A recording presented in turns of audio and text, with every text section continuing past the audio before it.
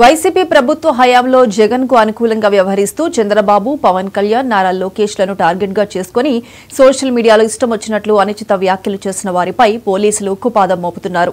వరుసగా కేసులు నమోదు చేస్తున్నారు. సినీ నటి శ్రీరెడ్డిపై మరో కేసు నమోదైంది. మాజీ కార్పొరేటర్ దాసరి జ్యోతి ఫిర్యాదు మేరకు శ్రీరెడ్డిపై గుంటూరు పోలీసులు కేసు నమోదు చేశారు. చంద్రబాబు, పవన్ కళ్యాణ్, వారి కుటుంబ సభ్యులపై శ్రీరెడ్డి అసభ్యకరంగా మాట్లాడారని, ఆమెపై చర్యలు తీసుకోవాలని దాసరి జ్యోతి తన ఫిర్యాదులో పేర్కొన్నారు.